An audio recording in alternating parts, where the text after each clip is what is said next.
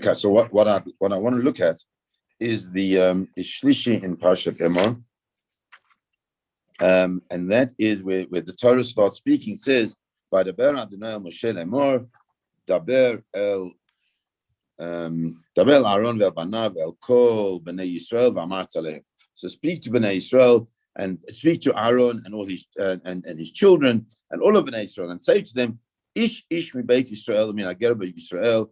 With if ish, it's a strange terminology to use the term ish. Ish means the person, which we'll try and understand why it is that the Torah feels that's what the wording should be. Mi beit Israel, from the house of Israel, from the Jewish people. Min hager Israel, or even a person who is not Jewish but lives within the confines of the Jewish people. Such a person, asher yakriv korbanah, who brings his korban l'chol nidrahem l'chol nidvotam, for all these all the nedarim that he makes. These are all optional korbanot. The person wants to bring them themselves as a neder that they made or a nadav that they made. Which they bring as an olah. Olah is an offering where everything is brought up. The total animal. There's nothing that I get out of the olah. Some of the korbanot, like the shlamim, I get to eat some of them. The kohanim get to eat, but the olah is a total burnt offering. So the question here is, what is this business of ish mi beit Yisrael? That when a person wants to bring an adava, wants to bring an optional offering, why does it use the terminology of ish? So the Netziv points out that right at the beginning of Vayikra, when it spoke about a person bringing a korban, it said, Daber b'nei Yisrael, speak to b'nei Yisrael and say, Adam ki yakriv mikem korban laHashem. That when an Adam, using the word Adam, and Adam there is explains the Netziv there. He says Adam is the absolute human being, the pinnacle of creation. Where here it speaks about ish mi beit Yisrael.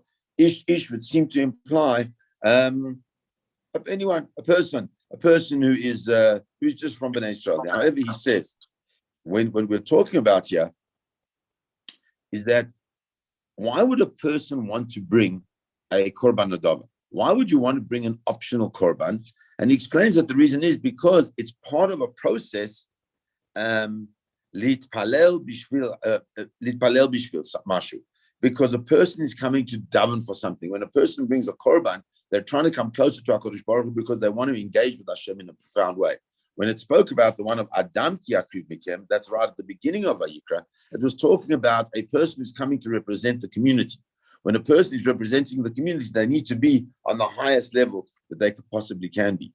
But here, when we're talking about ish, each individual is coming because they're coming bishvil atzmo. They're coming for their own. And says the Netziv, when a person is coming as representative of themselves, they don't need to be one in a million. They just need to be themselves. They need to be real. However, there is something that they need to have as well. What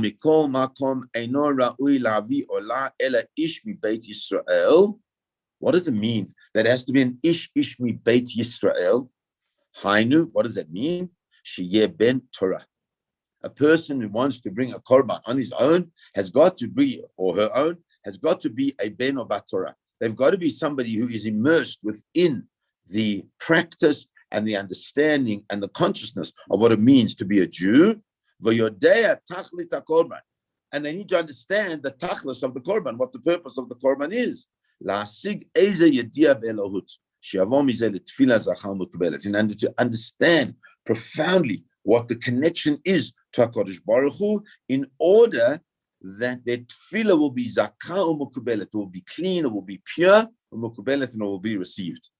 However, on the other hand, ish hedyot, a normal person, person doesn't really understand what tefillah means. Person doesn't really understand how to connect to HaKadosh Baruch Hu, doesn't understand the words, doesn't understand the concept. Such a person, it's not appropriate for them to bring an olat nadava, to bring an additional voluntary offering. And that bringing in our says, and it says, what's it got to do with us? It says that bringing a korban nadava, an optional offering, which you want to bring because you want to connect to Hashem in that way, we've said that you need to understand what it's all about and how to achieve that level of connection to HaKadosh Baruch Hu, because if you don't do that, then there's no real purpose on it. And he says that's exactly the same in our common parlance as a person decides they want to daven an extra Shemona Esrei. So you've got Shachris Mincha Ma'ariv, and this person says, I didn't daven enough, or I didn't daven hard enough, or whatever the case is. I want to now daven an extra tefillah. And that's actually brought out in the Shulchan Aruch, and he quotes the Shulchan Aruch, and he says the following. The Shulchan Aruch says, a person who wants to daven an additional tefillah, for whatever reason. Now listen carefully to the words. Firstly, he's got to understand himself. Zariz v'zahir v'amur b'ta'ato she'achol lakaven b'tfilato mirosh v'ad sof.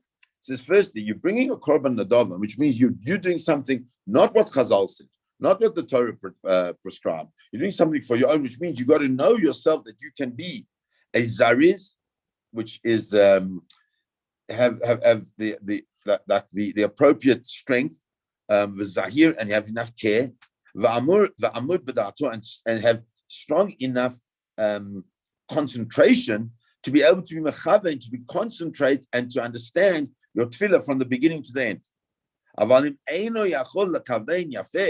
If a person is not able to have complete kavanah from the beginning to the end in a proper way, then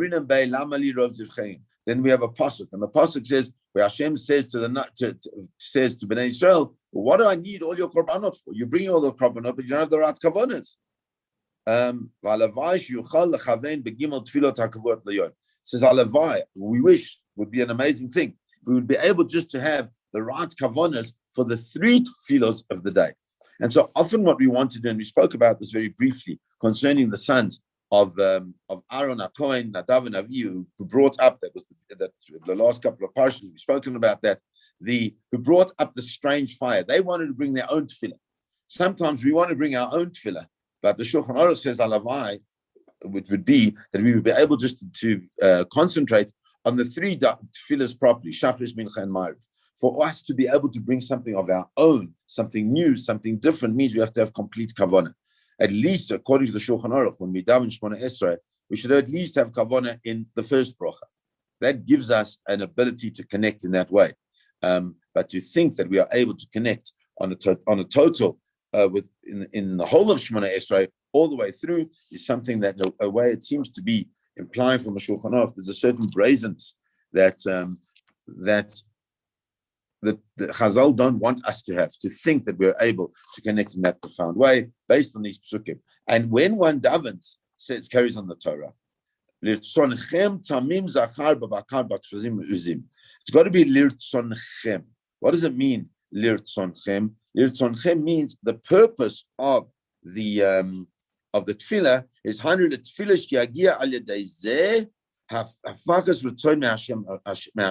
that the purpose of the tefillah is to bring Hashem desiring us and to bring the fulfillment of the tefillah.